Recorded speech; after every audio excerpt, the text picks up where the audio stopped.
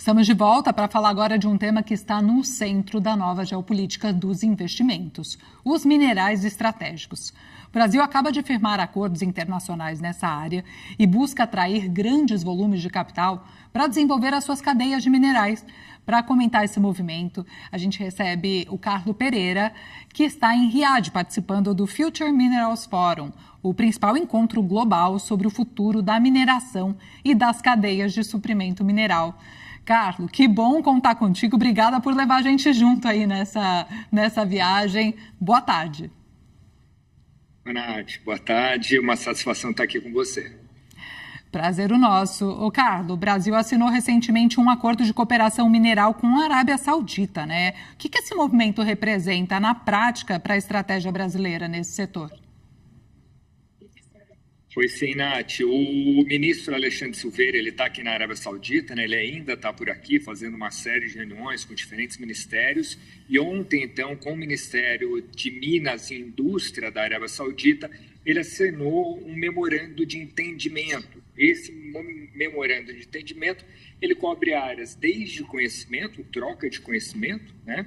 De capital ali, das pessoas, mas também ele vai para a parte de investimento. Então, a ideia é a criação de um grupo bilateral entre os dois países de investimento, né?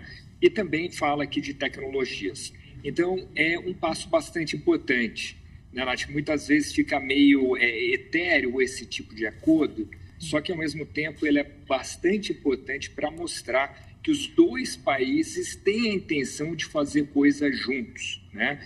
E uma vez que esse passo é dado, até porque o acordo é interessante, o acordo ele fala muito no setor privado, tá? Então não é um acordo governamental puro, por mais que sejam os governos ali assinando, mas eles traz ali nos pontos do acordo, então, muitas vezes o setor privado. Então há um desejo que o setor privado pegue esse bastão, então, e siga em frente para ampliar a participação e atuação entre os dois países. Ô, Carlos, eu comentei aqui na abertura que você está, né, em Riad, participando desse fórum, Future Minerals. Queria te ouvir sobre a atuação do Brasil, né? Qual que é a mensagem que a gente está levando para esse fórum? O que os investidores internacionais querem ouvir da gente hoje?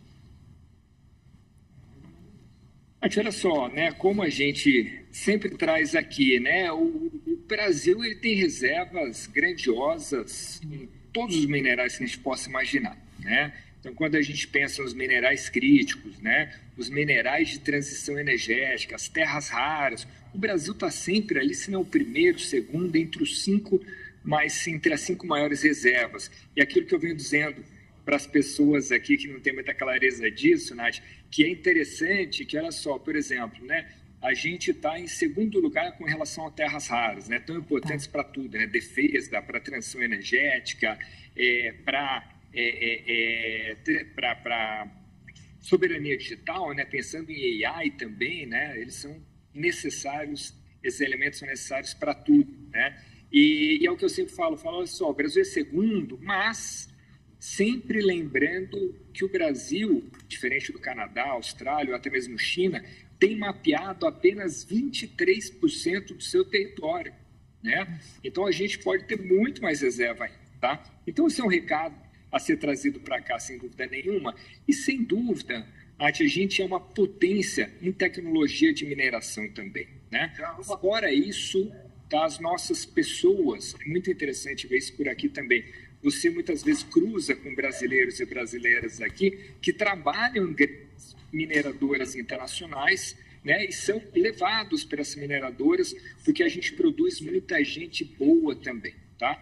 E no campo do investimento, como você vinha dizendo, o Brasil, claro, está aberto a negócio, né? Está num momento muito especial do mundo, até o tema aqui é o nascimento de uma nova era, e a gente sabe que com essa reorganização geopolítica, né, a gente tem um momento bastante especial para a mineração, né? Porque a gente, de novo, os minerais críticos, os minerais estratégicos e terras raras, que estão dentro desses dois conjuntos, eles são necessários para para o mundo de hoje, para o mundo de amanhã, dentro disso que eu falei, né? Muito rapidamente, defesa, retomando aqui, defesa, transição energética e também a inteligência artificial e novas tecnologias, né? Então, por isso, o nome do jogo é garantir a cadeia de suprimentos, né? Então, para concluir essa pergunta, Nath, assim, se antes você simplesmente, vou para o país A, B ou C buscar comprar esses minerais, isso mudou. A regra do jogo agora é como é que eu estabeleço parcerias de longo prazo para eu garantir meu suprimento de longo prazo.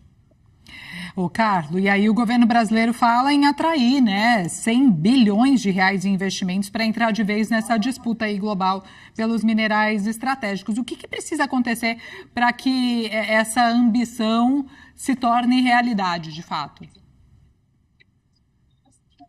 Olha, Nath, eu entendo que parcerias como essas estão sendo feitas aqui com o governo da Arábia Saudita são fundamentais. Outra coisa que é fundamental, sem dúvida nenhuma, a gente tem 2 PL nesse momento, né? Projetos de lei rodando, né? Então, um que está sendo ali de autoria do deputado Arnaldo Jardim e o outro que está no Senado, que é do senador Renan Calheiros, né?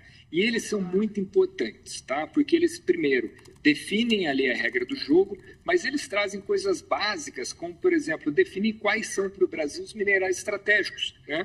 Muitas vezes as pessoas falam em minerais estratégicos como se fosse uma lista única. Não é, por óbvio. E por que por óbvio? Porque o mineral estratégico depende muito do uso que você tem daquele mineral e também da escassez daquele mineral no seu país, né? Fora outros pontos ali a serem analisados, né? Então, por isso que a gente precisa desses projetos de lei, só que eu diria mais, Nath, esses projetos de lei que estão aí, eles são bons, tá? O governo está a fim de implementar as coisas, mas me parece que ainda falta um projeto de Estado, tá? E aí, só comparando brevemente, Estados Unidos, por exemplo, né? E a gente está para lançar, inclusive, um estudo sobre a comparação entre Estados Unidos e Brasil quando a gente fala em minerais críticos, que mostra o quê? Que os Estados Unidos têm, diferentemente, uma política de fato de Estado, né? Então, assim, o que eu quero dizer com isso? Quais são os subsídios, quais são as metas, quais são os mecanismos que a gente vai utilizar para realmente a gente transformar esse potencial em negócio, esse potencial também ali, claro, num mecanismo geopolítico, para a gente se posicionar de maneira geopolítica bastante estratégica, né?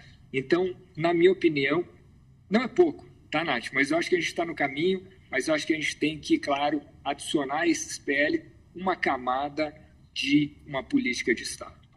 Potencial não nos falta, né? Eu quero agradecer, Carlos Pereira, especialista em sustentabilidade, pela participação ao vivo com a gente aqui no Real Time, direto de Riad.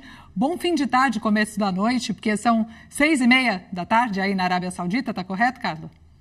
6h30, isso mesmo. Então tá certo. Então, ótima noite para você e até a próxima. Muito obrigado. Tchau, tchau.